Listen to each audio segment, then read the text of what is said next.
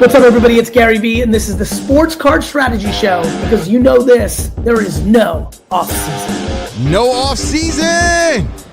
When you get into this game, the reason why you pay someone like Paul Hickey to get your sports card strategy together is because when you're starting out, you need perspective, you need wisdom, you need insights. And so he's been around the track enough times where he can actually coach you up and guide you. Doesn't mean he's going to take you to the promised land tomorrow, but you now have a coach by your side that can advise and kind of even create these pathways where you can get the education yourself. And that's a lot better than thugging it out on your own. The kids better buy my rookie card now, because after this year, the price ain't coming down. Welcome in, everybody. I'm your host, Paul Hickey. It's time to sit back, listen, learn, and earn with me on the Sports Card Strategy Show. Hope you all had an amazing Thanksgiving weekend. I'm Paul Hickey. I'm back with Kendall the Lefty McKee. What's your favorite holiday dip? Is it a little spinach artichoke dip? Is it maybe some queso? Maybe some hummus? Maybe some buffalo chicken dip? No. The holiday dip that's my favorite is the one that we're right in the middle of right now. The sports card holiday dip that Kendall McKee and I will be helping you buy the right card for the right player at the right time during this time period. Starting today's episode, how to buy the sports card holiday dip. Who is Lefty buying? Who am I buying? And then we've got a lot of other topics that we're going to get into. Lefty's going to talk to us about a PSA update. I want to know, why do PSA offers disappear when I click on them? Is SGC actually taking more than 40 business days for their turnaround time? Crazy. Is there a play on an NFL veteran running back? Maybe. Tickets to the National go on sale today, December 1st. And I got another big Wemby win that I want to talk to everybody about. And Arch Manning, Lefty, let's start there. I mean, let's just throw salt in the wound for the Aggies. I mean, Arch Manning, look, I'll let you comment here in a second, but like it or not, Arch Manning's 2023 Prism draft pick Saturday Star signatures, the one we've been talking about, the one that I'm still holding two of, one base and one silver. The base is up $142 after his win over your Aggies this weekend. Sorry, buddy. The commentators basically said, don't give Arch the opportunity to get hot. And I think we gave him the opportunity to get hot in the game. The first half, honestly, Paul, was horrific for him. Like, I think at one point he was like 3 for 9 or something with the first half was horrible for both teams. I know, but I was just like, holy cow. He was just all deep and it was all over the place. And then we gave him an opportunity to run. And that was a big miss by us. We didn't spy Arch. And he came up with 70 yards rushing in the third quarter or something like that. And I was like, oh no, I could see it happening. I could see us unfolding. I could see him happening. We had a bunch of bad drives in the third quarter, and I just knew that was it. I hate losing to Texas. But what I hate even more is that you still are holding them. This was the point where you could get out. Yeah, but you look, he's not believe the college football playoff, Paul. I believe in Arch Manning, Lefty. I believe in him as a player. I think he's had a good season. I think Texas has not been good. I think Arch Manning has been the reason why they have won games. And I think, look, yeah, they might not make the college football playoffs, or I don't know if it's already been announced, whatever. Look, that would suck if they don't make the college football playoffs, because if they would have scheduled a cupcake in week 1, they'd be in the college football playoffs. Yeah. Now, they shouldn't have lost to Florida. They probably should have beat Kentucky more than 13-10. And yeah, going in and losing at Georgia, if that were kind of their only loss other than Florida, I think it'd be a very different story. But anyway, it doesn't really matter. I think Arch Manning is legit. And here's why. I will say this. Here's why I'm still holding. I'm still down on those cards. So I don't want to just get out on Arch because I have 2 really good cards. And I'm still like, even though, so the card that I mentioned a minute ago, it's up $142, but with its most recent sale, even after that win, I'm still down like $200 on that card. So it's just not, it's more of me. I don't think I'm being stubborn, because I think if these were like base cards or something like that, or maybe if these were for from the 2024 set, maybe then I'd be being a little stubborn. But I mean, these are his first autos. I think these are still the ones that are going to rise the most. There are still selling markers for Arch Manning. And I think there's been a lot of detractors that have come this season, unfortunately, because people haven't really watched Texas play. They've just looked at the box score. They've just looked at the overall, the expectations of Arch were probably a little too high. Anyway, you're right. I could have listed it in an auction. It could have been a selling marker. Are you going to hold for the next season? Is that your plan? I might. Yeah. And I'm not saying I'm going to go buy more Arch Manning, but there's only 2 cards I have. They're both pretty significant cards. I think I'm into the base auto about $550. That sold for $270.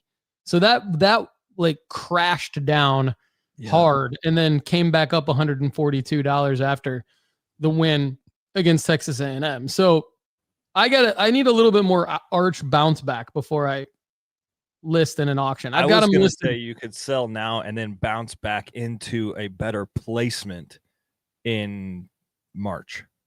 Yeah, I'd lose too much if I sold now. I've got them listed in a buy it now or best offer. If I get, there's been more watchers since Saturday's game, so I've sent offers out and they haven't been accepted. But I still like my position on Arch. I mean, they're both Panini sealed autos. They're going to go up as his stock goes back up, and I believe it will. I mean, even if they don't make the college football, like, you could make an argument that it's better for his card value if he doesn't make the college football playoffs, because then hopefully he just goes and dominates in a bowl game, and then maybe that spikes his cards more than like losing to a tough team in the first round of the college football playoffs or something like that. But I think he's going to be the number 1 overall pick in the NFL draft at some point, whether it's 2026 or 2027.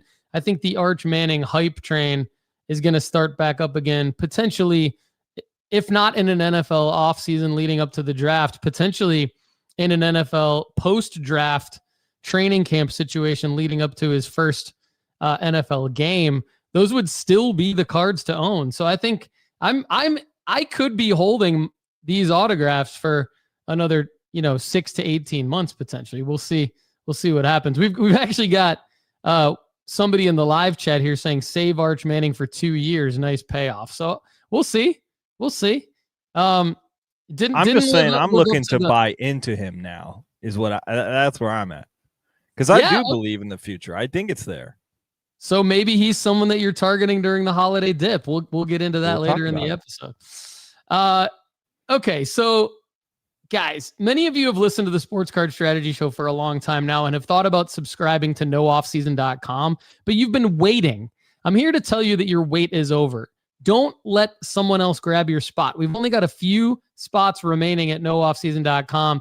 In the interest of keeping our strategies and plays to an exclusive group of premium members, we're capping our total membership number to 500 paid members at any given time. NoOffSeason.com helps you make real profits flipping sports cards with insider data, proven strategies, and exclusive access to undervalued cards before the rest of the market catches on. Our My Athletes feature is rocking and rolling. Lefty and I are going to use that in today's episode as we're buying the holiday dip. And we've got the Sell Alerts feature launching soon. All right, before we get into my other updates, Lefty, why don't you give us an update on your PSA vault situation from a couple of weeks ago? Yeah. Well, overall, as you guys I'm sure have expected, overall, this has been another disappointing section of the PSA's vault. So, November 17th, we had an episode. I believe it was November 17th. We had an episode where I just came out and I was just like, this is ridiculous, PSA. What the frick are you doing? Like, I've emailed you 4.5, maybe 5, maybe 700 times, and you still have nothing to give for me on assets that I have that are over multiple $100s in value. Like, this is ridiculous. So at 11:10 p.m. on Monday night, that same night, I got an email that said, "Thank you for reaching out to PSA, not Paul, PSA Vault customer service. My name is blank. I'll leave that name blank. I'm glad to assist you with this inquiry, blah, blah, blah. Once you have that information given to us, we would love to resolve this promptly," which is ridiculous because I've already included the information in previous emails, so they just didn't read it. All right. Then I emailed them back. Right away. Of course you did. And I was like, "Hey, thanks for getting back to me. I've had 4 cards that are held up. I have other issues, but let's just resolve the 4 cards first, and then I would love to talk to you about some other things." Smart. I like that. 3 days later, they emailed me back. And they said, "Thank you so much for following up. I genuinely appreciate your patience. I completely understand how stressful and disappointing it is for long without clear answers. Thanks. Please know your situation is important to us. I'm here to ensure that this is addressed properly." Oh, are you? "Unfortunately, it appears that your shipment either did not include your collector's ID in the address, or it may have been covered or scuffed during transit," which is not true because the shipments came from them. They are the ones who have messed this up because both of these submissions have come from the grading submission and the authentication service. So both of them I did not send to them. So they already are messed up here. Blood is boiling at this point. Yeah. So to help this process, why don't you include a couple of more information for us after I've already sent them all the information for the 900th time? This is a bot, by the way. This is just a bot. Absolutely. So I respond right away. I said, "I have 4 cards and I gave them all the information. I gave them all the orders. I gave them screenshots of their own platform where my cards are on the shadow service, blah, blah, blah. Congrats on the big win is what my cards have said, but then I can't find them, da-da-da." That was 10 days ago. I have not had a reply in 10 days. So this morning, while Mary was screaming her face off, and I was trying to focus on something else at 2 a.m., I decided to give them another email, a follow-up email, if you will. And I said, "The fact that this has not been responded to in 10 days is flat out unacceptable. I need to know what to do about these items. I would like for PSA to do something about this. Grading credits or discounts on my membership or something else, because this is ridiculous and I'm being cared for. I am not being cared for at a moment from this company that I have regularly sung the praises of for years on our podcast. This is just straight up unacceptable. Kendall McKee." You have to really F with Lefty to get him to use words like that. That's what I was hoping. Let me just tell you.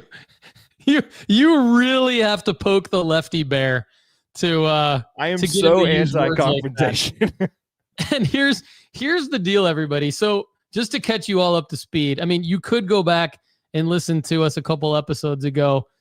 Lefty did a great job of articulating the situation, but basically what happened to him is he's been waiting on cards to show up in his vault that he had acquired a long ass time ago.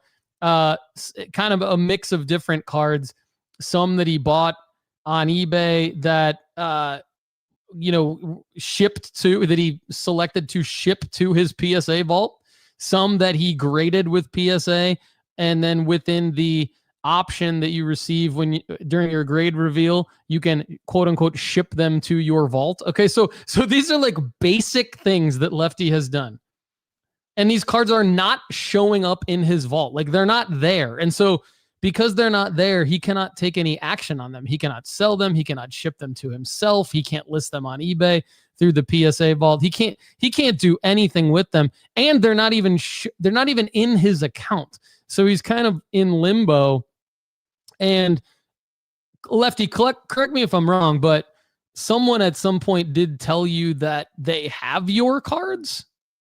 Is that correct? Or yeah, like in one of the that, emails they said, we do believe we have your cards, but they might have been scuffed in shipping. Like the label might have been scuffed. So they're in this section of PSA where they said like a lot of other cards go when they can't identify them right away.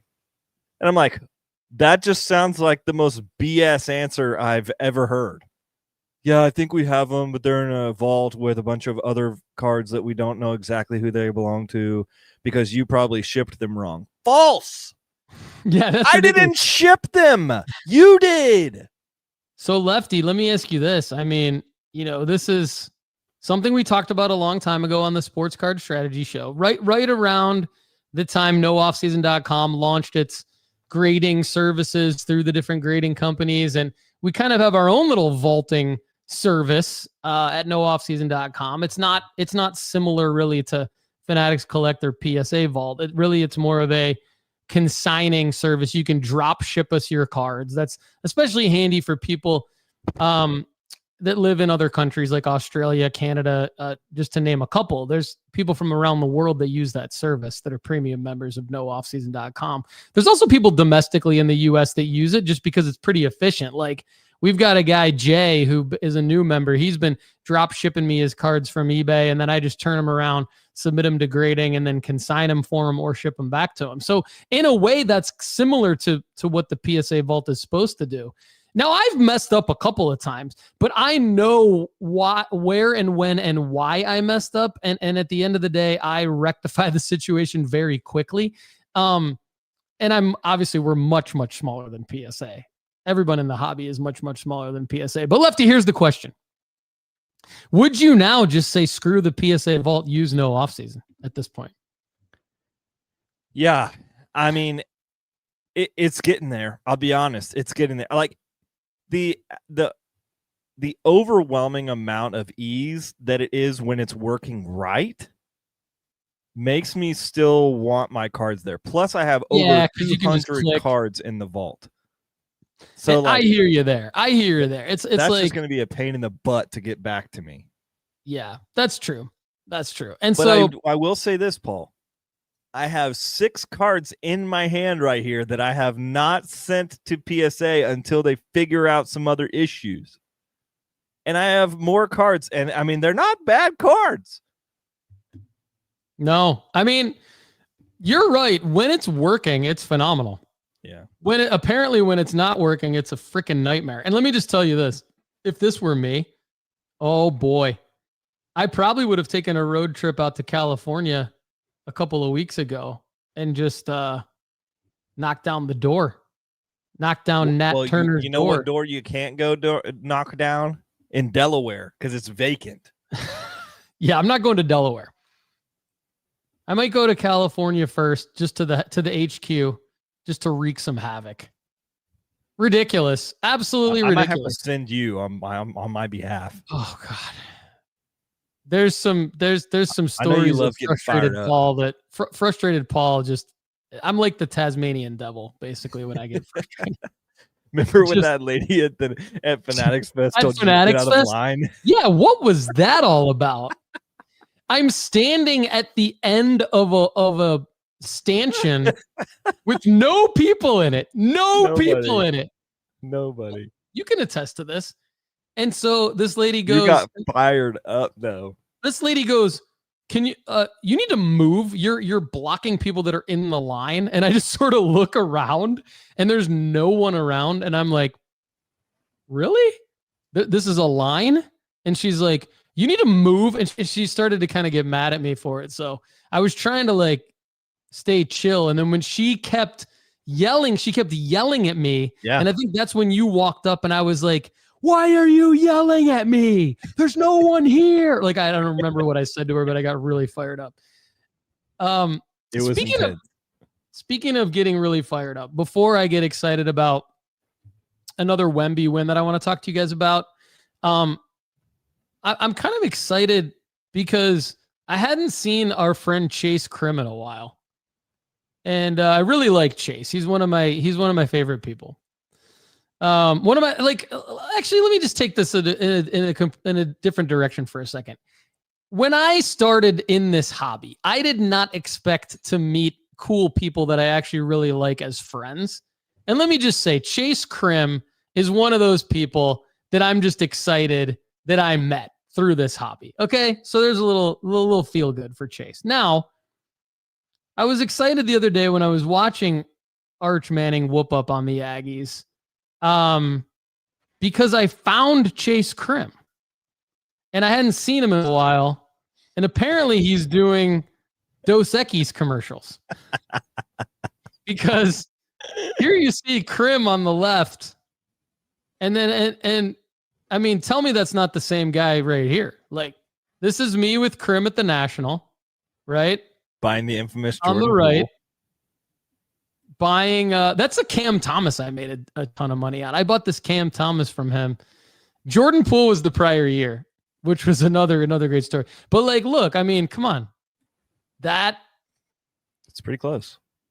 I mean, like, pretty close. It's the same nose, the same goatee, the same facial everything. The only thing that's different is like he just grew his hair out a little bit for the Dos Equis commercial. A little mullet for the Dos Equis commercial. So, I mean, Krim, we know you're listening. We know you're watching. Like, congratulations. I wanted to congratulate you on the air for your acting career. I hope to see you in other commercials soon. And I'm happy that you're thriving. Just multiple streams of income. Texas. A little Road side trip. note on this is I thought that I was at a bachelor party in California, in Los Angeles, from a guy that I was getting married to, and he wanted to watch WrestleMania. So we had WrestleMania on the TV, and I was like, dang, that guy looks really familiar. And it was Krim. Krim was in the second row of WrestleMania. There you go. So Krim is everywhere. He's on Dos Equis commercials. What are you auditioning for next, Krim? That's what I want to know. Can you tell us? Yeah, I need to know. You're going to be in a Sprite commercial with Ant-Man? Like, what are we doing here? That'd be nice. I think, Lefty, I'm not sure. I might have to go back and rewind this episode, but I think you said that you were getting married to a guy. And I think maybe you meant to say that you were doing something differently than that. I not getting married to a guy. I'm already married to a woman. Okay. So, I mean, hey, to each his own. To each his I love own. you either way. Love you either way. To each his own, but I am not getting married to a guy. But I do feel like you are married to those Arch Manning cards. I'll put it that way. I am. And I was almost married to this Victor Wembanyama card, but I just sold this fucker. Listen to this. This I bought raw off of eBay, by the way, everyone, because we get a lot of people. We get a lot of people that are obviously very, very supportive people here in the nooffseason.com fam. But we get a lot of people that I think it's more new members at nooffseason.com or new listeners to the Sports Card Strategy Show that mean well. They're just trying to figure things out, right?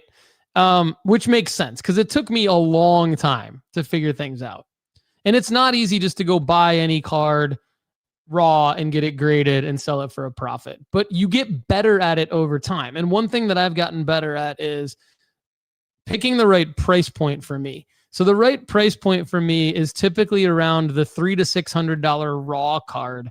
Reason being is because typically those represent a card that will sell well raw again. So even if I don't get the grade that I want, I can crack it out and I can sell it raw later, or it might sell well in a 9 because maybe it's a case hit, maybe it's an autograph card, maybe it's a high or low serial numbered card that I want to grade. Those different kinds of desirable cards.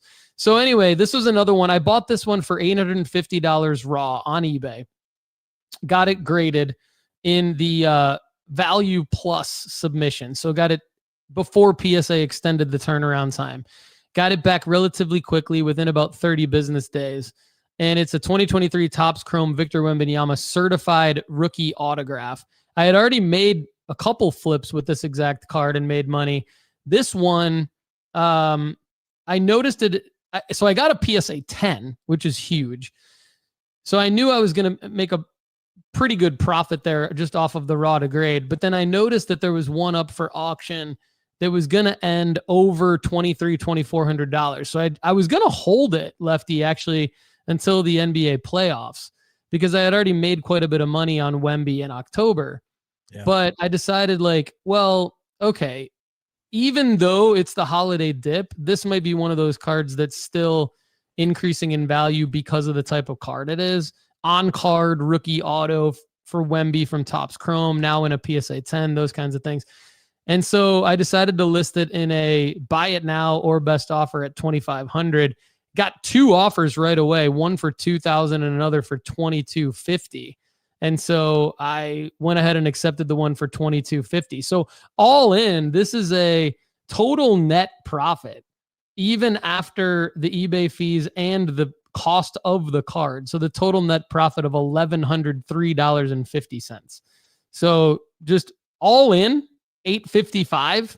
I can't remember what I said earlier. All in $855. Best offer accepted $2,250. Total gross profit after fees $1,958.50. Total net profit $1,103.50. So it'll work.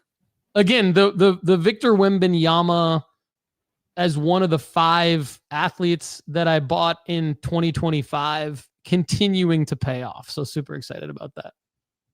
Yeah, that's a good deal. I think I've seen you go around and do a lot of different Wemby plays, which like for me, I just would have stuck to Prism Silver just because I'm nervous about, making plays that I don't feel confident on. I've seen you make plays around Wemby that have all been on Topps Chrome, Mercury, all this kind of, like some different things, autoed, non-autoed, numbered, non-numbered, all this kind of stuff. And you've made a lot of wins. So props to you, my man.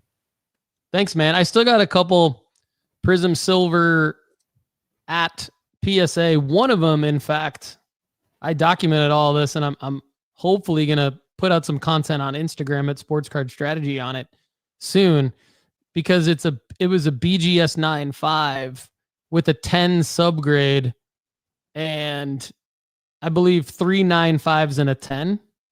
And so I sent it into PSA crossover just to see, like, will you motherfuckers actually do the right thing and give this a PSA 10? Nope. They charged me about $75 total to send me back my BGS 9.5. That's like perfect. It's definitely a PSA 10. So I cracked it out and submitted it to PSA in a bulk value submission that is at PSA right now. Can't wait till that thing gets a 10 and I can just shove it in their faces.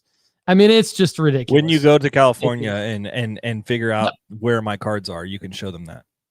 First priority is getting your cards in your vault. I don't do anything else until that happens.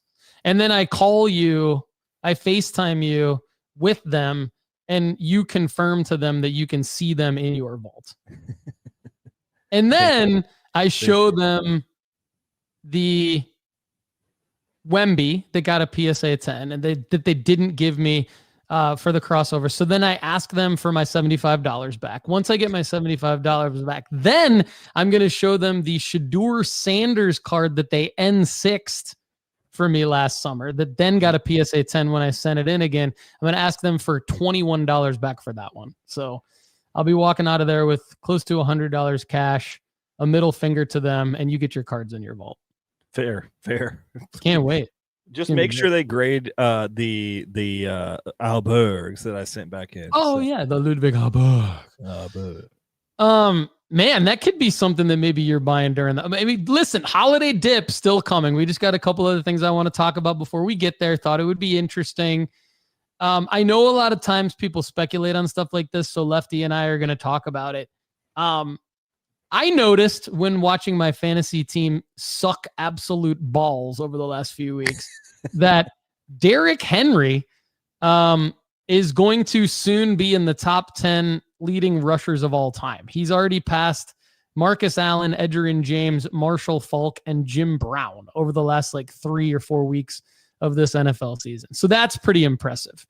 Now he's still about 400 plus yards away from Tony Dorsett.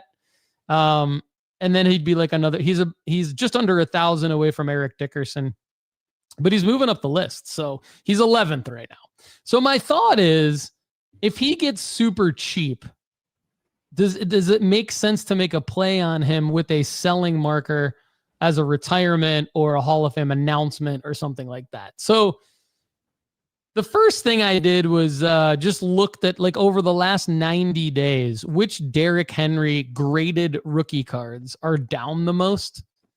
And I would say, I mean, I don't know that it's a surefire bet to place on this, but if you're into this kind of thing,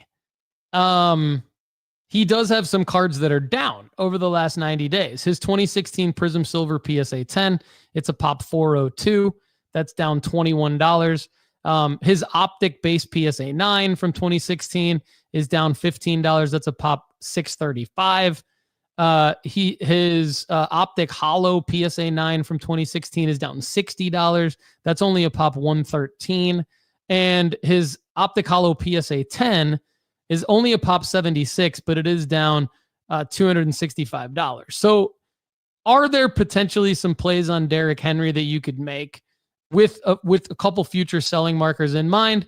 Sure. Are they really great selling markers? Not really. I mean, we've kind of proved in the past that the retirement of, like, a skill position player in the NFL, especially one who's never won a Super Bowl, as well as the Hall of Fame announcement, really doesn't move the needle on their cards a whole lot. It's really more of like, if you have a Derrick Henry card sitting around kind of a thing, or if you're were a Derrick Henry collector over the last 10 years and you've got some of his rookie cards, maybe you had them graded by PSA back in the day kind of a thing, it could get a little interesting for you. You could have a little treasure waiting to cash in potentially. And I would highly recommend that you start to look at doing that as he nears the end of his career.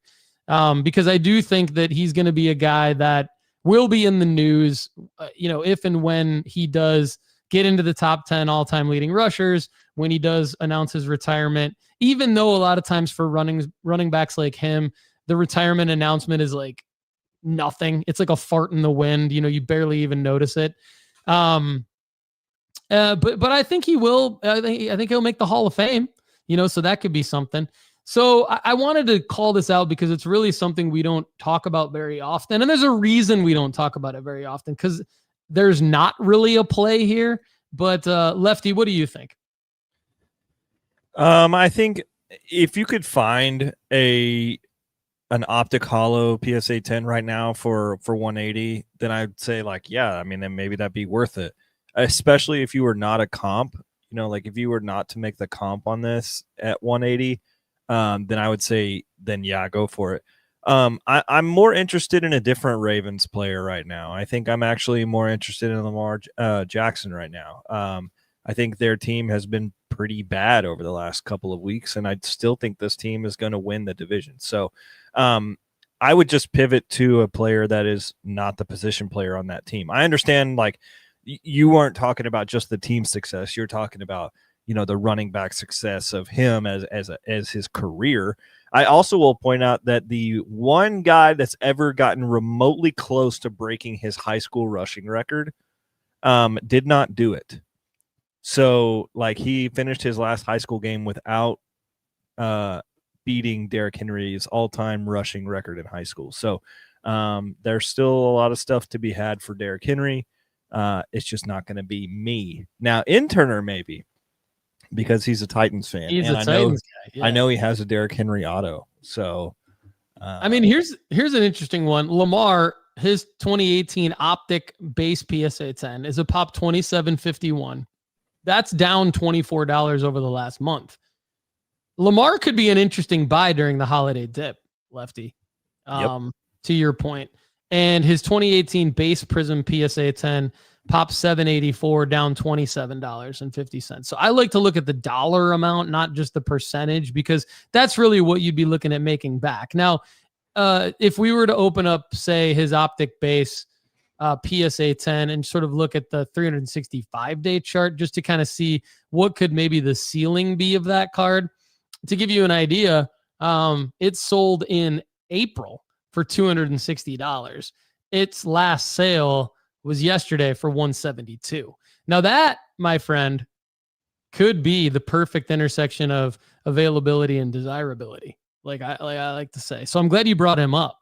172 last sale, April 4th, 2025, sold for 260. There's nothing going on with Lamar Jackson in April. There you go. September 23rd this year, 253. Here's another interesting one. November 21st. So like just over 10 days ago, 240. So that's actually a good segue into the holiday dip because like, look, 10 days ago, that card sold for 240. Yesterday, it sold for 172. So the holiday dip is here, my friends. NoOffseason.com helps you make real profits flipping sports cards with insider data, proven strategies, and exclusive access to undervalued cards before the rest of the market catches on. Membership limited to just 500 people. Only a few spots remaining. Once we're full, guys. Ready to secure your edge? Vidget on over to nooffseason.com to find out how many more membership spots are available. All right, Lefty, a couple more things before we get to you. 2 quick things before we get to you and who you're buying, okay? Why do PSA offers disappear? Okay, what do I mean by this? Well, a few episodes ago, we talked about how awesome these PSA offers are because, you get your grade reveal and you're like, wow, there's offers. I can accept them. Well, what I noticed recently is when my Cooper Flag Panini Instant Draft Night offers showed up, there were some offers for like $53 for all of my PSA 10s. I went in there. I was like, bet, I'm going to do that. I'm not going to waste any more time before I sell these. Well, as soon as I clicked accept offer, the little thing spun for a second, and then it said, no more offers available. Basically, psych. We said we wanted your card. We said we were going to give you $53 for it. Now, here's our middle finger. Okay. So here, let me just unpack this real quick. I think from a technology standpoint and from a back-end standpoint, I understand why this is happening. It's happening because there are people that are in the PSA offers program that actually are the ones making offers to PSA for these cards. So in other words, they're like prearranged sales where PSA can just like flip the card from one person to another, make a little bit of profit themselves. It's kind of like an everybody wins type of situation. I think what's happening, especially with cards like the Cooper Flag Panini Instant Draft Night and others that are like super high pop right off the bat, are that, look, the desirability goes down because the pop count goes up rapidly. And then all of a sudden people who are monitoring prices are the ones that are making the offers are monitoring prices going, well, and I know it's somewhat based on the card ladder value, whatever, but at the end of the day, someone's saying, I want this card or I don't want this card. I think more people are saying, I don't want this card. And that's why the offers are going away. It's happening with the 10s, with the 9s, with all versions of cards like that. I haven't really had it happen with like a lower pop card, say, a Victor Wembanyama auto, for example. I had an offer on one of those. Nothing disappeared on that one. So I understand like the actual reason why it's going away. What I have a major problem with, again, and this is just going to pile on what you talked about earlier with PSA. Why isn't it updating it from a technology standpoint? Why, as the user, do I still see that there's an offer if there's not really an offer? Now, to me, as a coder, a software developer, and a person that has my own platform, you can fix that, and you should fix that. You shouldn't show someone something that's not available for them to buy or cash in on or whatever. So that is a huge miss by PSA. Another huge miss. So PSA offers are disappearing and it sucks. Okay. Now there's an alternative. You can get your card shipped back or you can list it on eBay. And what I did was I just listed it on eBay through PSA's account, but that's not as good as just accepting an offer. PSA, you've got to do better. Like, don't show us something that doesn't exist. Fix it. Fix it. Okay? Like, shut up and fix it. Stop bot emailing Lefty bullshit and just fix your problem because it's a problem. All right. Speaking of another problem, I'm going to get on SGC's case, okay? Because I've submitted through SGC a few times, some for my own card, some for premium members of nooffseason.com. And I'm counting the days, SGC. I'm counting the days. And when I go to your website still tells me that if I make a grading submission that I under standard card grading, it says 15 to 20 business days for $15 a card. That's what your website says, SGC. That's what your website says. That's not what's happening. I've counted the business days, okay? I submitted on October 11th at 9:58 p.m. and 20 seconds, okay? I counted the business days. We're up around 40 plus now, okay? 15 to 20 my ass. I'd like my cards back, SGC, or I'd like an announcement from all of you. Like PSA had an announcement. You're owned by PSA. PSA had an announcement. Why don't you have an announcement? Because I'm submitting my cards to you for a reason of getting them back in 50. That's literally the reason. That's literally the reason I'm sending it to you. And now I'm still waiting on submissions from SGC. So part of the problem is in their communication.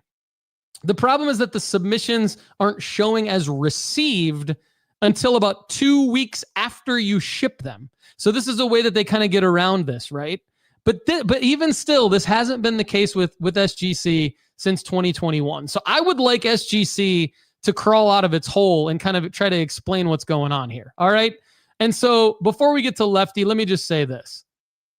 Are you ready to start grading your cards? CGC Cards is the perfect place to slab your favorite sports cards. From their crystal clear holders to their affordable pricing, CGC Cards is the perfect stop for your grading needs. Go to CGC Cards to start grading today. All right, Lefty, over to you. It's the holiday dip buying party. Who are you buying and why, my man?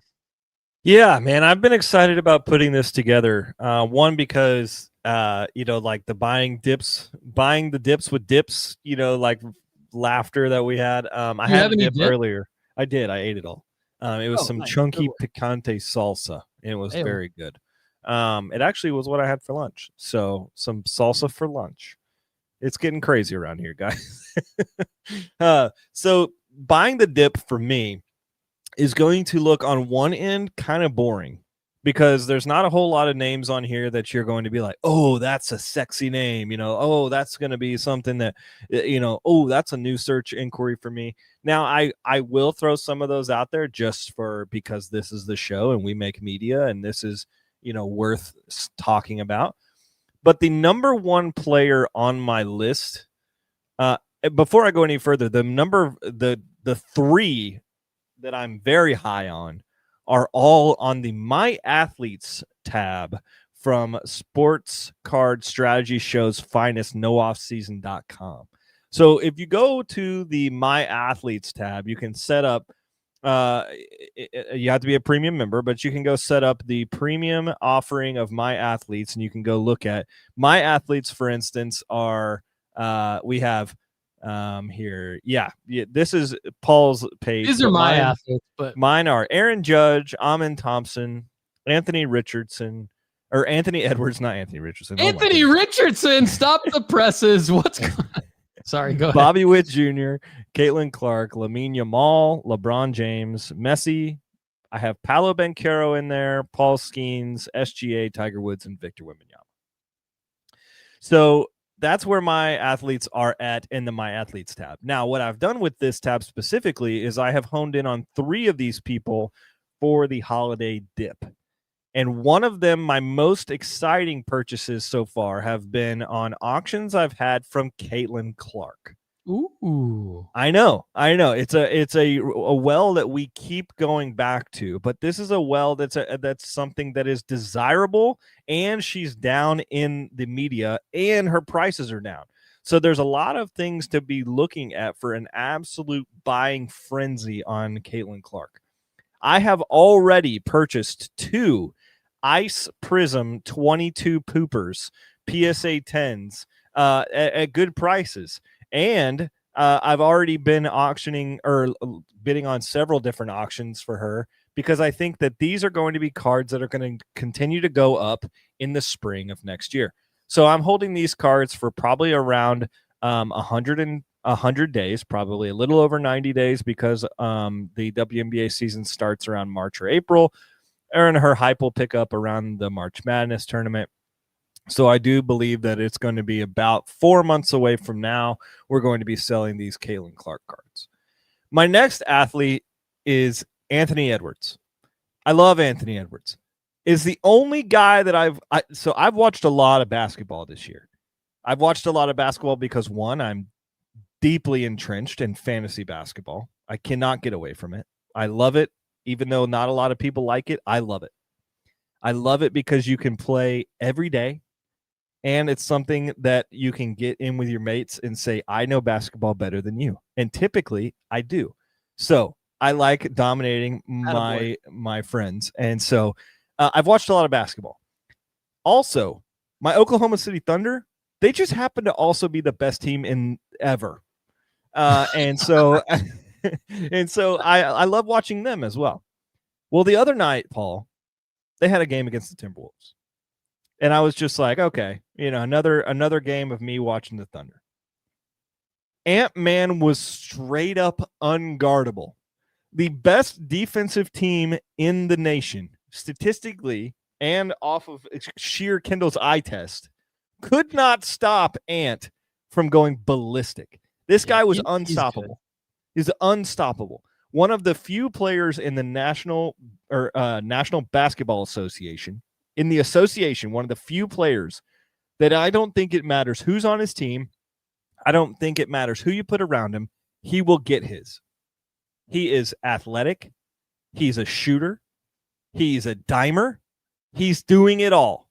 Anyway, and his prices have not reflected that he is doing it all. I think they will. I think this will go back up to $1,000 card. And right now I'm buying in. I'm trying to buy in around 833, which is where Paul has bought in as well. And so I'm looking to buy the dip, if there is one, on Anthony Edwards. Third player, Bobby Witt Jr. I have gone on this podcast many, many, many times saying Bobby Witt Jr. is a buy in December and a sell in April. Now, I'm going to pause on Bobby Witt Jr. because there's another guy that I'm putting in this and that I'm putting right here. Paul Mother Effin Skeens. This guy is a dude that just won another huge award this offseason and looks like a total robot while doing it. If you've seen his awards, when he gets the awards, Livy Dunn is way more excited than he is. She's like, and he's just like, that's right. I'm Paul Skeens, and I'm going to do it again. There's a lot of trade speculation around Mr. Skeens this offseason. I'm most interested in his ability to pitch because he can still do that. But in news flash, he's still that guy, Paul. He's still that guy. I do think that there are some interesting quotes out there where he has said on multiple occasions for many different athletes he wants to play for the New York Yankees. I think that ends up happening. Maybe not this offseason, but I think that speculation will continue to grow. And I think when it becomes into the spring training, the Pirates have said that they're willing to spend some more money, which will remain to be seen. But still, I think Mr. Paul Skeens will have quite the selling frenzy in March. So those are my four big ones. I added Bobby Witt Jr. in there basically just to segue to Paul Skeens. But here's some names that I'm also looking for. These are auctions that I have won or have been bidding on. Scotty Scheffler. Now, you mentioned Alberg earlier as a good buying opportunity, and I think it is for him. Also, I think it's a good opportunity for Scotty Scheffler.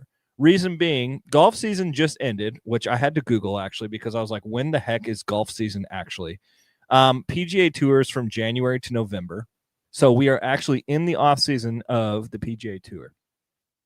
It begins in January again, which means theoretically this is a great opportunity to win a few auctions before everyone realizes that he's on fire again. I won a PSA 3 earlier this month on this card that I have been slowly trying to get in on. I've been very, very methodically approaching his Texas Sports Illustrated for Kids card. I've been trying to buy one of these cards for almost a year, and I've been very patient. I almost won a PSA 2 earlier this year, and I thought I was going to win it at $500. In the last second, somebody sniped me for $750 on the PSA 2, which was way over the previous sale. So these cards are very rare, which makes them like their buying prices go crazy because there's just a rarity amount of them. So anyway, I got in on a PSA 3 auction right at the end of November, which is, we've said this is the buying season. It's not just specifically December 1st, which is today, but it's been probably about the last week until the end of the year. So I got in on a PSA 3 for $569 after fees. Awesome purchase, because that's $200 less than a PSA 2 sold earlier this year. On multiple occasions, this card at a PSA 2 has sold more than a PSA 3. So I'm very excited about Scotty Scheffler. I will continue to monitor if there are more PSA 2 or 3 or 4s out there. I will look to do that. The PSA 4s are going for about $1,000, or between $1,000 and $1,500. So that may be a little bit pricey for me to get a couple of those. But the PSA 2 and 3 of this card are definitely where I'm honing in. If there's any available in December, I will be bidding on those. Damn. The last two that I'm interested in, Keontae George. I got to tell you this story really quickly. You know who Keontae George is, correct? Yes, I do. Okay. So for those of you who don't know, he is a young player on the Utah Jazz from Baylor University. I believe this is his second or third year in the NBA, not a rookie. He is having a resurgence. He's having an incredible year.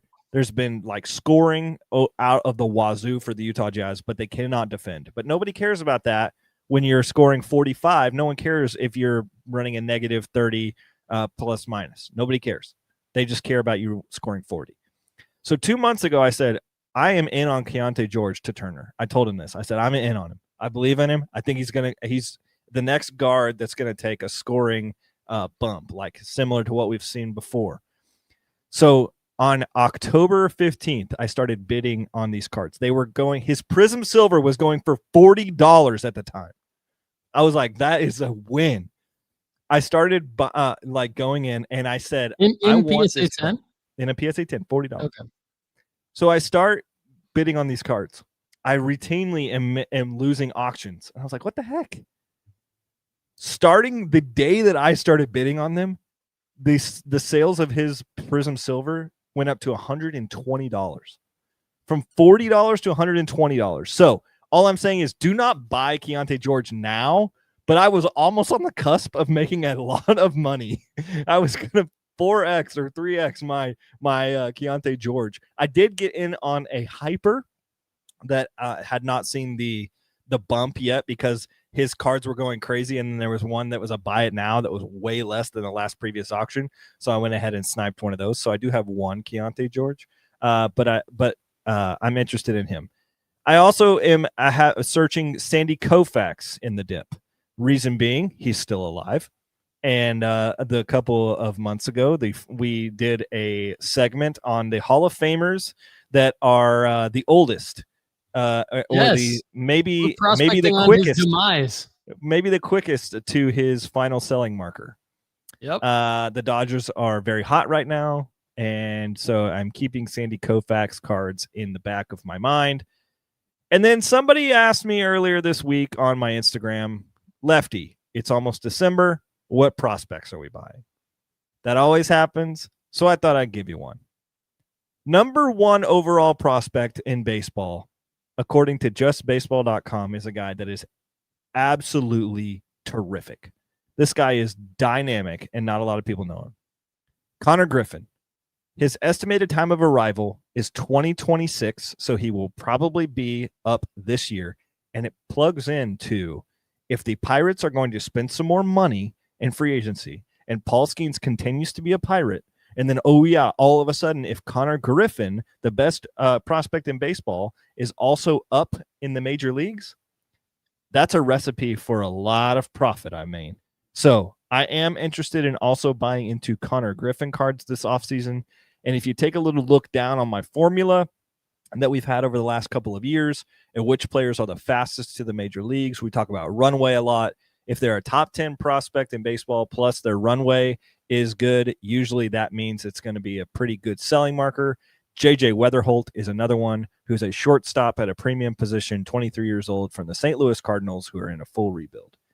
That is the two prospects that I would be going after if you are looking to prospect in baseball. Connor Griffin, for those of you who are wondering, Konnor, Griffin. And he has been in our sports card rankings for several months. The Connor Griffin card to buy raw and grade is actually, and this is what I love about our sports card rankings, the formula that we use tells you which cards to target. And, a lot of times we talk about, target the Bowman Chrome first base auto, but the card to target for him is just the Chrome Refractor non-auto from 2024 Bowman Draft. Reason being, it's a $45 card. It has $161 upside in PSA 10. And based on the gem rate, you're likely to make 17% on that card. And not just based on the gem rate. The gem rate is one factor in that formula. The Bowman Chrome First Prospect Auto, you have a $364 buy-in, $818 upside in a PSA 10, a much higher likelihood of getting a PSA 9, which means there is a 9% ROI. So basically what that means is that you are likely to spend $365 to make $523, which isn't bad on the auto. But if you go multiple copies of the Bowman Chrome First Refractor non-auto, you're likely to spend $45 and make 96 on each of them over and over again. So 17% ROI versus a 9% ROI on the refractor non-auto versus the base auto for Connor Griffin. So if I had to recommend an actual Connor Griffin play, it would be that. Now the raw to grade, obviously timing is a factor, right? You gotta look at, okay, now we're looking at 90 days. Do we get it back? Well, maybe some of you don't get it back by March. Maybe some of you get it back, though, by May, which still might end up being a good selling marker for you. Yeah, I would for a guy like Connor Griffin. So I think it's going to be one of those things. I said in a couple episodes ago, I was talking about what to do about PSA turnaround times increasing. And one thing I said was, you obviously, if you want to start to fade the cards, like, for example, the number one card in our sports card rankings right now, raw to grade, is a Drake May Optic Base 2024. Okay. Now, it's only a $5 card. It has $146 upside in a PSA 10. And based on the gem rate, if you buy multiple copies, you are likely to make a 98% ROI on that card. However, you have to take into account the turnaround time.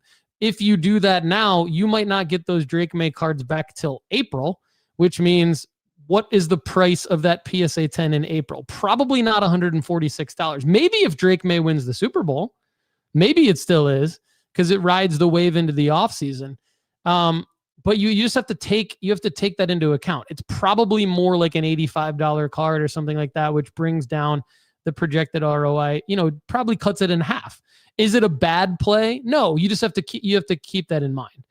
But the other thing I said was maybe start, in addition to maybe starting to fade some of those types of plays that are dependent on the quick turnaround time, maybe start to invest in higher dollar raw to grade plays. So that would be like some of the ones I'm about to talk about in my strategy. But I think even that Connor Griffin could still work. All right.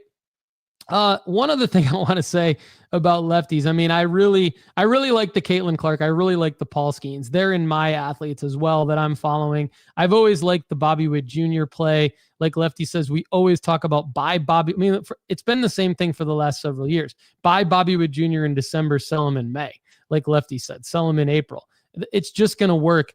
It should even work with Shohei Ohtani, although Shohei's prices are at an all-time high, but they continue to always be at an all-time high at any given point in time. So it should still work. One thing, Lefty, I want to talk about Scotty Scheffler. Now, you could say, wow, this guy really sucks at flipping sports cards. Or you could look at it like, I always take the profit. And so I'm putting myself in a position to always win. And so, but here's the interesting thing. I bought a 2017, and we want to emphasize there are really only two Scotty Scheffler cards. They're both Sports Illustrated for Kid card. The only one that you need to be targeting is the 2017. The 2022, not his rookie card, pennies on the dollar, doesn't mean anything. People are going to try to rip you off with that listing. Ignore the listing of the 2022 one. It's actually kind of a dumb photo too, because he's like chipping The 2017 is his actual rookie card. It's really his only card. And so that has been a card that I've talked about since 2023 because it's his only card, and he had already had a Masters win at that point. So I acquired a Scottie Scheffler 2017 Sports Illustrated for Kids PSA 5 for like $50 in 2023. In 2023. I sold it for $200. I sold it for $200 on April 13th, 2024. Sold it for $200. So I won, right? I won quite a bit at the time. I was excited about it at the time. I talked about it on this show that I was excited about it. It was probably my win of the week, to be honest with you. One of my wins of the week.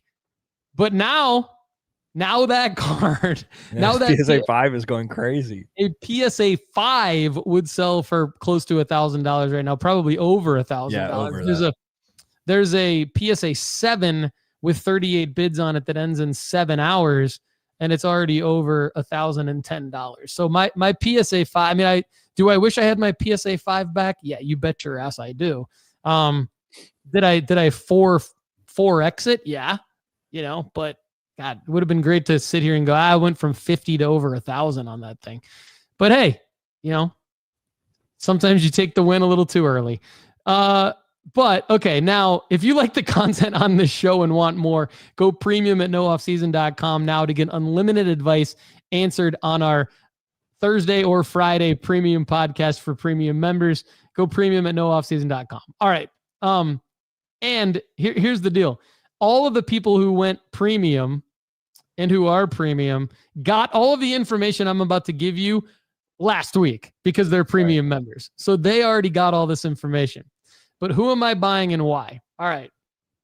I've got 4 major plays that I'm focused on right now. And I think, and again, Lefty knows this about me, I have done much better since I started getting super hyper focused. I started talking about this hyper focused mentality a long time ago, but I really didn't start executing it until this past year. About a year ago, almost to the day, is when I started executing it. And I've had my best year ever.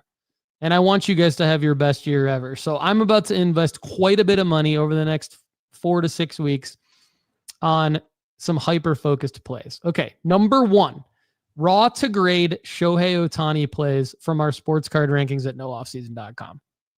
And there's quite a few of them. So our raw to grade sports card rankings at nooffseason.com have, let's see how many Shohei cards. 9 Shohei cards. All right, so we've got the 2018 Topps Holiday base, the 2018 Topps Heritage base, the 2018 Opening Day base, the 2018 Topps Chrome Pitching Sepia Refractor, the 2018 Bowman base, the 2018 Topps Gallery, the 2018 Bowman base Batting, which is by far the most expensive one, the 2018 Topps Chrome 83T, the 1983 Topps, and the 2018 Topps Chrome base Pitching. All right. Now they're all yielding an ROI of 16% or above. Most of them are yielding an ROI of 40% or above. Like all but 2 of them, you make 40% on. Now, $34 buy-in, $55 buy-in, $30 buy-in, $478 buy-in,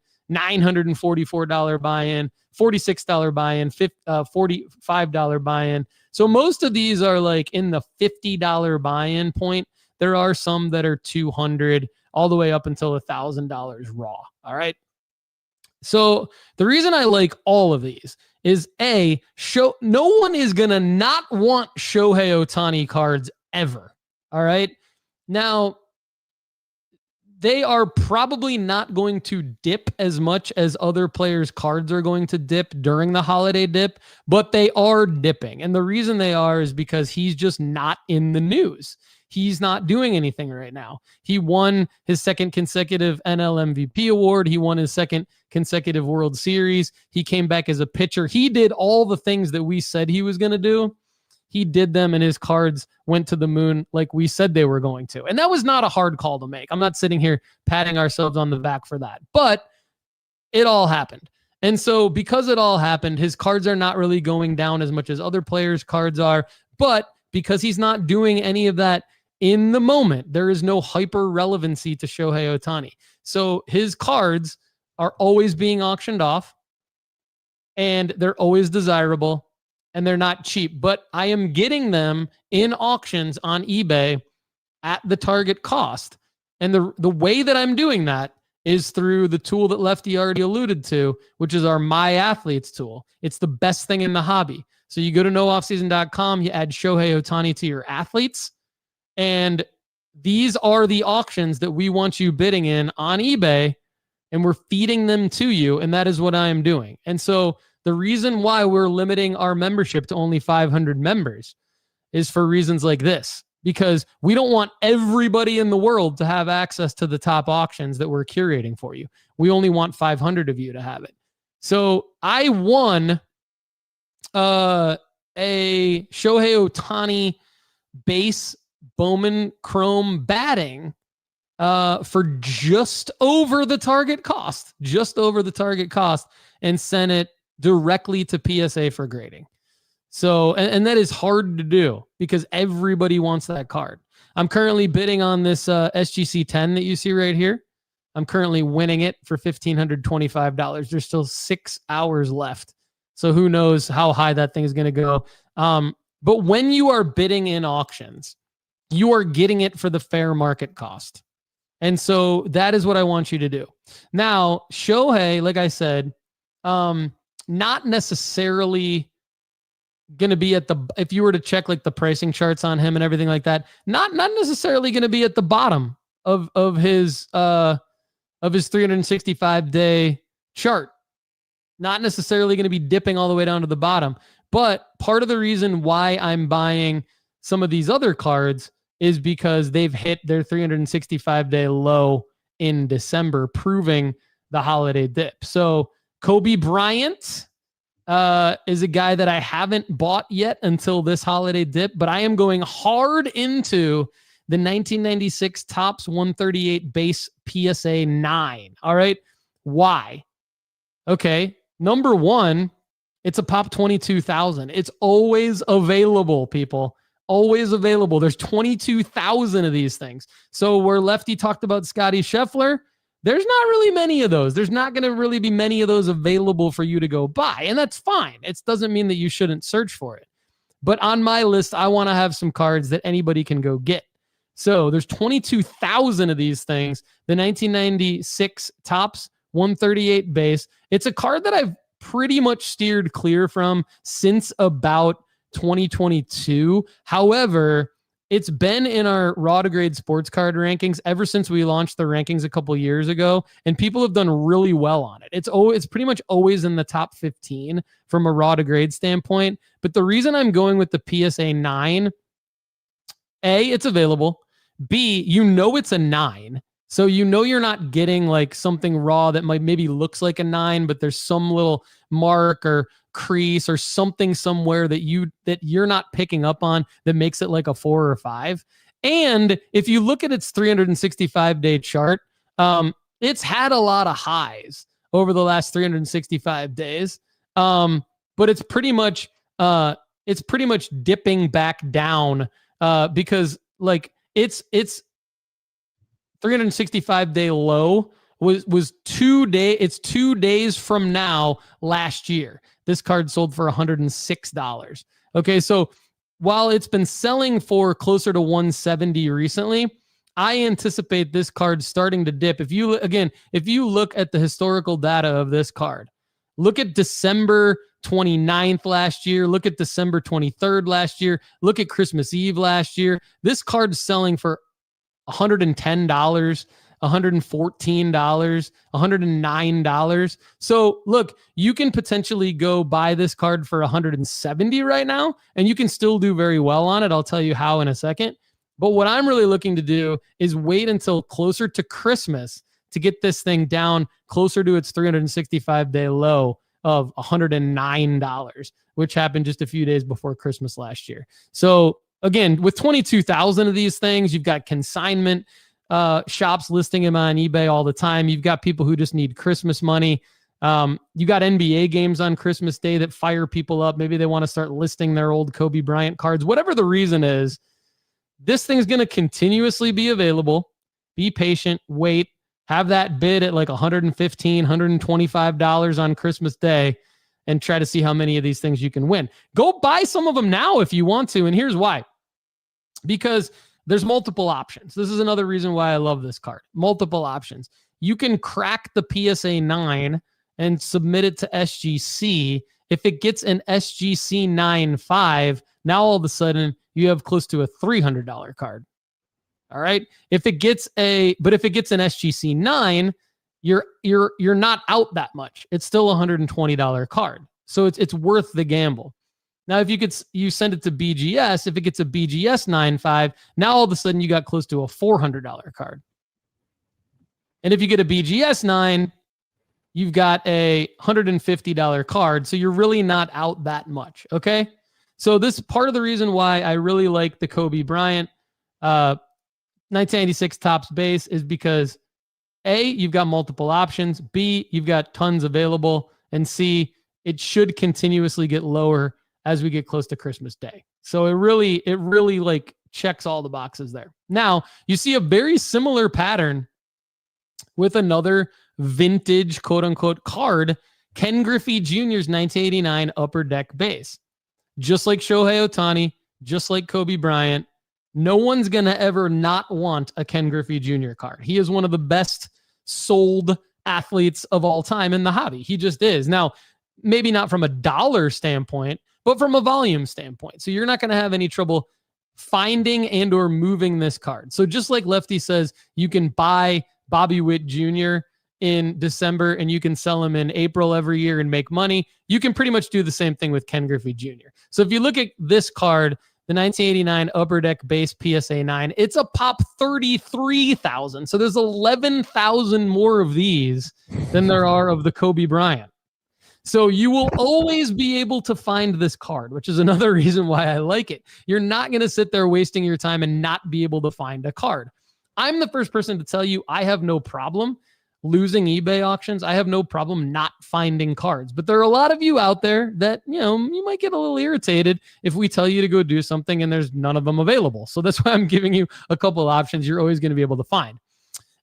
It's low. It gets pretty low as you get close to Christmas Day. It even gets pretty low this week historically, goes down to about under $200. It's pretty crazy that this card gets under $200 because its 365-day average is $240.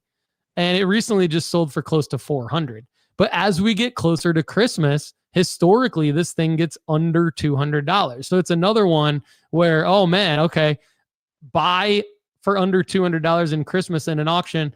6 months later in June, it's a $308 card. And then as we get into World Series, baseball playoffs, all that stuff, look at this. It goes up to a $400 card during World Series time.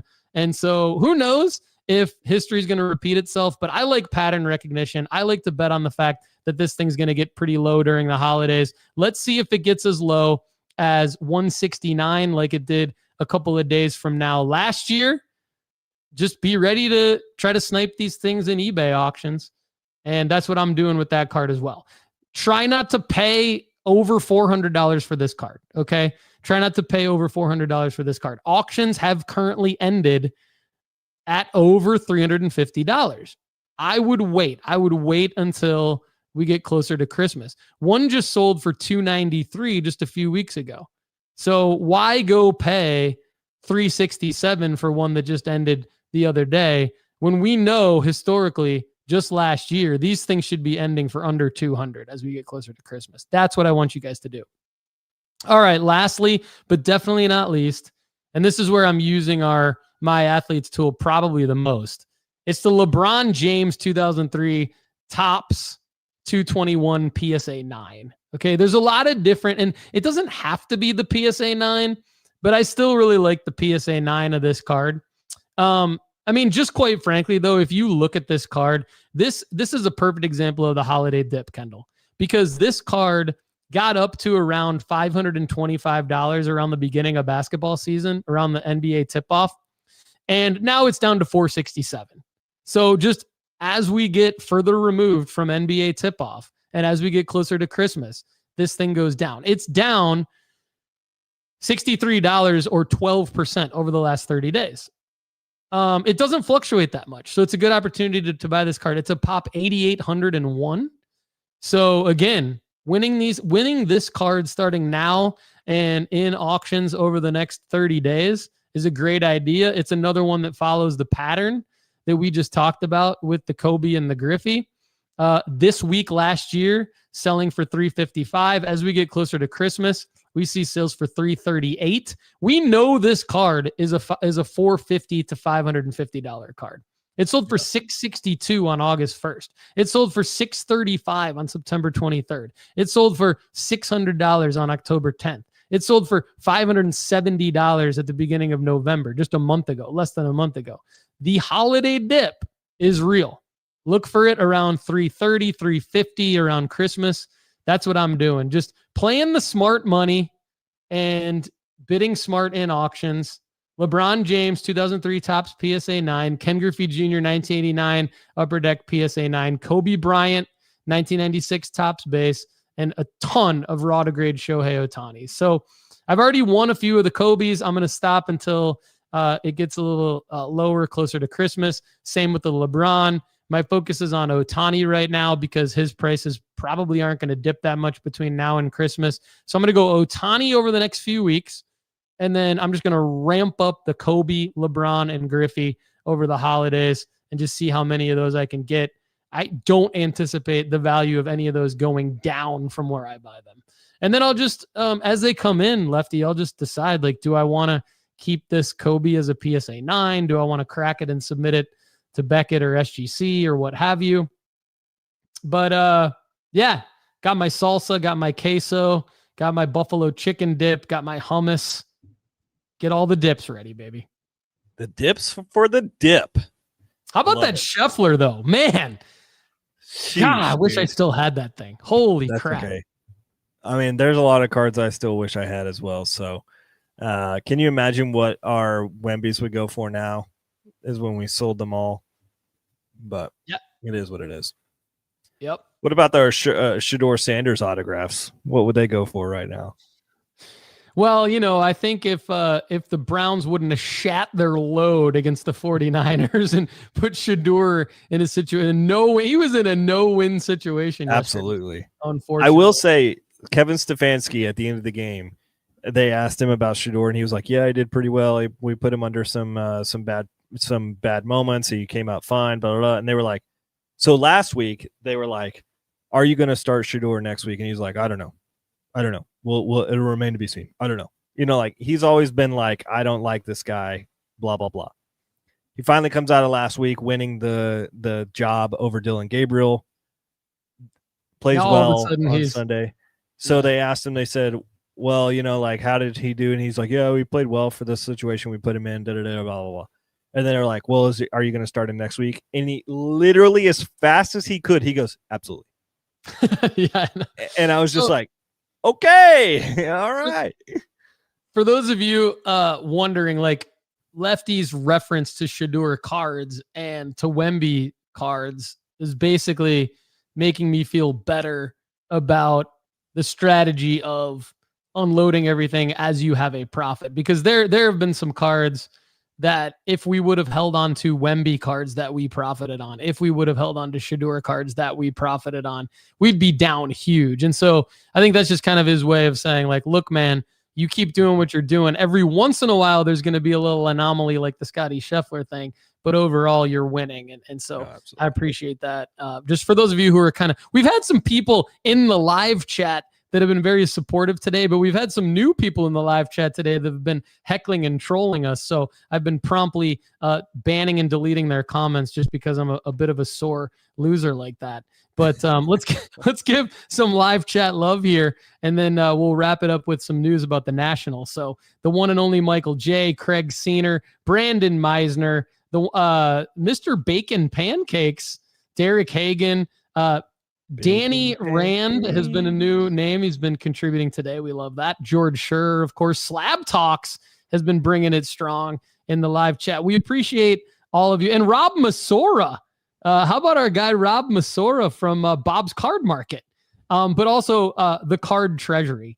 The Card Treasury on eBay is one of the best eBay stores. Go check them out. Appreciate your support, Rob. Rob's a good friend of mine here in Nashville, so appreciate the support. All right, absolutely biffed the race. There is my rant. Rob asked Lefty about McLaren. I think he was trying to rile him up. Can't rile me up. You're not PSA. Hey, Rob, do you know anyone at PSA that could help with this situation? You never know. Rob's full of good stuff. Rob, do you know anyone at the National? Because I am trying to get press passes for Lefty and I and Turner this year. I'm going to try to get us press passes. We'll see how that goes. The 46th National Sports Collectors Convention will be held July 29th through August 2nd, 2026 at the Donald E. Stevens Convention Center in Rosemont, Illinois. General admission tickets and VIP admission packages for the National go on sale now. Is that your announcer voice? Yep. Is that when like you used to announce the football games? Is that what you used? No, because I'm just doing like play-by-play announcing. I'm not. You want to give them a shout out, by the way? Yeah, we should actually. Ravenwood High School football is going to the 6A Region Championship game this upcoming Saturday in Chattanooga, Tennessee. It'll be at 7 p.m. Eastern, 6 p.m. Central Time at Finley Stadium, where the UT Chat football team plays. And my son Max is on the team. He's a 3rd/4th string QB on varsity. He played JV this year, but he's on the varsity squad. And he calls in the plays from the sideline. So the OC, he's got the headset on. The OC calls in the play, and then Max signs it in to the quarterback. But a big shout out to the Ravenwood Raptors. They've got Femi Babalola and Maverick Chance. They're both star quarterbacks that are seniors. They've alternated really their whole lives. They've played with each other, and they've alternated drives their entire careers at Ravenwood. Femi is going to Boston College to play for Bill O'Brien, and Maverick is going to Navy. So there's 2 D1 quarterbacks, and then just tons of amazing other players. The defense is just absolutely insane. One of my favorite players to watch is Bernard Pollard's son, Jalen Pollard. He's a great kid. Lefty, I don't know if the name Bernard Pollard rings a bell with you, but he played strong safety for the Chiefs, Ravens, and Titans. And nice. I think he was the one who tore Tom Brady's ACL, if I'm not mistaken. Oh gosh, I hate him. So his son Jalen is the man. Jalen's going to Western Kentucky. I could talk about the Ravenwood Raptors football team for another 20 minutes, but they definitely deserve a shout out. So I'm glad They are the 8th, according to Max Preps, which is sometimes reliable. They are the Tennessee ranked 8th team in the state. So looking forward to seeing how Maverick Chance and what was the other guy's name? Femi Babalola. I'll say this. They're 14-0. Okay. They were 13-1 last year. They lost in the semifinal game last year. They obviously won the semifinal game on Friday to go to the finals. There's no way they're the 8th team in Tennessee. They're definitely the number 1 team in Region 6A, which is the top region. I think what happens is Max Preps includes all of the regions. So I think you probably have teams like Baylor in there. That's a private school. Baylor goes and recruits nationwide and things like that. But from a public school standpoint, Ravenwood is for sure the number 1 team. They just got to go prove it. It's going to be a tough game though, Lefty, because their opponent, Oakland, does have a young man named Craig Tutt, who is a running back safety committed to Ole Miss, and he's the real deal. Is he still committed to Ole Miss? I don't know. We'll see. Ooh. Now that Lane Kiffin's going to LSU, we'll see if King Tutt keeps his commitment to Ole Miss. I knew freaking Lane Kiffin was going to sneak his way into our show. I just knew it. V-Bros Collectibles and Derek Hagan. stepping in again at the end of the show. Richard Villarreal says, let's go dip, baby, dip. Yeah, we want to know, like, who are you guys buying during the holiday dip? Like, let us know. DM me at Sports Card Strategy on Instagram. Comment on this video below at youtube.com/Paul Hickey. We know most of you are listening on Apple and Spotify, but go over to youtube.com/Paul Hickey. Like the video, comment below. Don't troll us. Lefty, any parting shots for the day? I don't know if you looked at the Max Preps, but you are correct. Baylor and Brentwood Academy and Nashville Christian and Battleground Academy are all ahead of Ravenwood. So I would assume those are all private schools. That's insane because we would absolutely crush all of them except Baylor. Like, it wouldn't even be a game. What about Oakland? Yeah, Oakland is our opponent coming up. They're number 3. They're the ones. So they're in Murfreesboro. They're the ones that we play in the finals coming up here. We beat them in the regular season last year on a 2-point conversion in overtime. It was sick. Get this. McKee. Do you know who this is? Yeah, they're pretty good. I think they are. They have 3 losses and are ranked 4th in the state. See, a lot of these schools play like a national schedule. And Ravenwood is ahead of you guys and has 4 losses. Yeah, I don't know how they do this. Look, I don't know that much about high school football. I only know from being a play-by-play announcer for Ravenwood, but I do know that Baylor's legit. McKee has the strongest strength of schedule that I've seen on top 10. So they're legit. Baylor's legit. Here's I think BA is pretty darn good. Brentwood Academy. We just beat Southwind. That's who we beat in the semifinals. Okay. All right. They were 13-0. We beat Alcoa last year. So Alcoa's in 5A. They're the team that I don't know that we would ever play. I mean, maybe BGA is good this year. I don't know. Our coach, Ricky Rodriguez, affectionately known as Coach Rod. He's the head coach at Ravenwood. It's his first year. He used to coach at BGA, Battleground Academy. So he would be able to tell me if they're actually legit or not. I love how we've gone full Tennessee high school football. Yeah, people have just stopped listening at this point. We still have 39 active viewers right now. I mean, I was asked people to be tuned the into this guy 2 years ago. I've had fun doing it. I've learned a lot. It's been fun to like be part of a high school football program. But I am not a huge high school football guy overall. I'm mainly into it because of my son, and he wants to continue to try to get better at quarterback. So we're going to try to support him doing that. Let's hear this. Let's hear this before we sign off here. Oh, God, this could be bad. Okay, Rob Masora says, have you practiced your call when Ravenwood wins and the clock hits 0?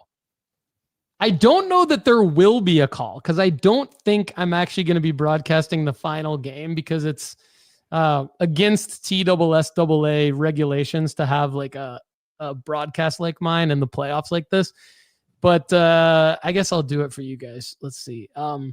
Do we want Lefty? I feel like should we do like a game winning play? Should it be a victory formation? Like we've got it wrapped up, or should it be like a game winning pass or what? We're going to go. I'm going to give you the scenario. You ready for give this? Me the scenario. They're down by 4, so they have to go for it. They're on the 5. They're on the 5-yard line. Let's see.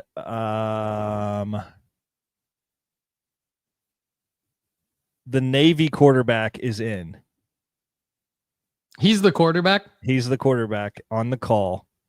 And they do an RPO to the tight end for 6. Okay. All right. I like it. And how much time's left on the clock? 3 seconds. Okay. 3 seconds left. Ravenwood Raptors have been in this spot before. Maverick Chance in at quarterback, ball on the 5. Last play of the game, Caden Pace, junior running back in the backfield to Chance's right.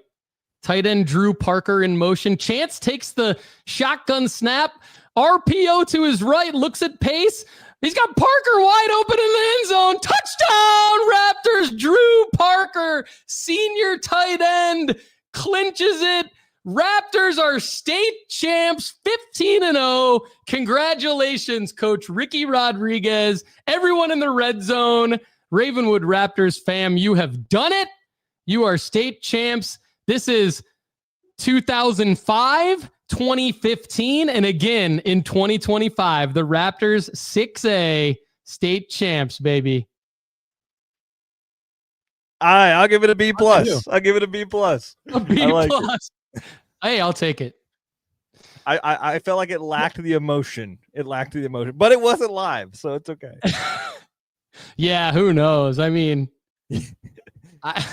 hey, Rob Masora gave Rob me an A-. Says A-. Thanks, Rob. Appreciate that. God, B plus. The clarity was nice.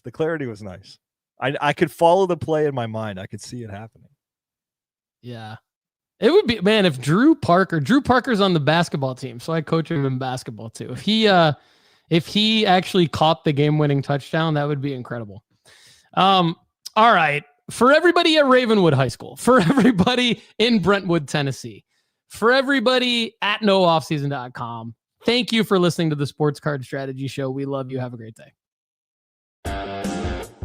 Thanks so much for being here with us on the Sports Card Strategy Show. If you enjoyed the content on today's show, there's plenty more waiting for you at nooffseason.com. Just go to nooffseason.com right now. You get our formula-based sports card rankings, sports card school, inventory tracker, the ability to grade with us, and the premium podcast where we answer an unlimited amount of your questions. Check it out right now at nooffseason.com. For everyone at nooffseason.com, I'm Paul Hickey. Thanks again for being here with us on the Sports Card Strategy Show. We'll see you again soon. Have a great day.